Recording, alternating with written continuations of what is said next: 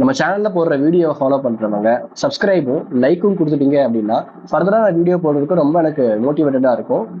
கண்டிப்பா சப்ஸ்கிரைபும் லைக்கும் கொடுங்க. உங்க ஃப்ரெண்ட்ஸுக்கு ஷேர் பண்ணுங்க.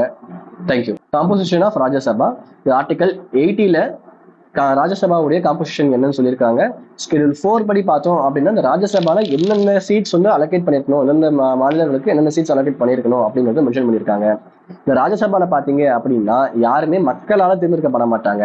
ஆனா மக்களால தேர்ந்தெடுக்கப்பட்டவர்கள் தான் ராஜ்யசபாக்கு போவாங்க. ஃபார் எக்ஸாம்பிள், தமிழ்நாடுல ஆக்டர் கமல்ஹாசன் என்ன பண்றாரு அப்படின்னா டிஎம்கே எம்எல்ஏஸ் மூலியமா செலக்ட் செய்யப்பட்டு அவர் ராஜ்யசபாக்கு போறாரு.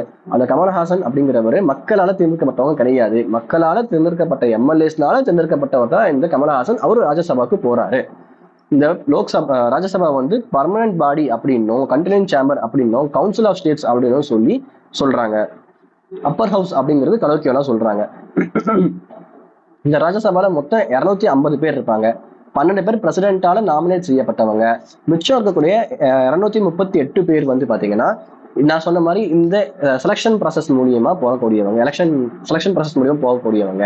இதுல மொத்தம் இருக்கக்கூடிய அந்த ராஜ்யசபா எம்பிக்கு 6 வருஷம் டென்யூர். அந்த 6 வருஷம் டென்யூர் அப்படிங்கிறது எவ்ரி 2 இயர்ஸ் பாத்தீங்கன்னா ஒவ்வொரு பேட்சா வந்து வெளியே அப்படி நடந்துட்டே போயிட்டே இருப்பாங்க. ஃபார் எக்ஸாம்பிள், ஒருத்தவங்க இந்த வருஷம் ராஜ்யசபா எம்பிக்குள்ள போவாங்க. 2 வருஷத்துக்கு அப்புறம் தான் இன்னொருத்தவங்க ராஜ்யசபா எம்பியா போவாங்க. அடுத்த 2 வருஷத்துக்கு அப்புறம் இன்னொருத்தவங்க ராஜ்யசபா எம்பியா போவாங்க. ஸோ ஒவ்வொருத்தவங்களும் 2 வருஷம் கேப் விட்டு ஜாயின் ஆவாங்க. முதல்ல சேர்ந்தவங்க ஒரு 6 வருஷம் எக்ஸ்பயர் ஆனதுக்கு அப்புறம் வெளியே வந்துருவாங்க.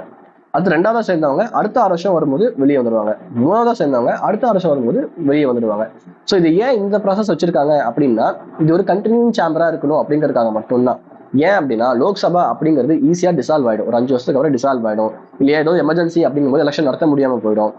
இந்த மாதிரி ரீசன்ஸ்லாம் அங்க இருக்கு. பட் ராஜ்யசபா பார்க்கும்போது டிசால்வ் அவ்வளோ ஈஸியா ஆகக்கூடாது. இந்த மாதிரி அதுக்கு ஃபிக்ஸட் டென்யூரா இருக்கக்கூடாது, கண்டினியூவா இருந்துட்டே இருக்கணும் அப்படிங்கிறதுக்காக உருவாக்கப்பட்டது தான் இந்த ராஜ்யசபா. அந்த 12 பேர் பிரசிடென்ட் நாமினேட் செய்வாங்கன்னு சொன்னோம் இல்லையா, அவங்களை எப்படி செலக்ட் செய்வாங்க அப்படின்னா நாமினேட் செய்வாங்க அப்படின்னா art literature and science literature and social service இந்த 4 ஃபீல்டுல எக்ஸ்பர்ட் இருக்கக்கூடியவங்க, சாதனை செஞ்சவங்க வந்து பிரசிடென்ட் நாமினேட் செஞ்சு உள்ள அனுப்புவார். ஸோ இதுக்கான ஷார்ட்டா ஆன்சர் ஓவர்.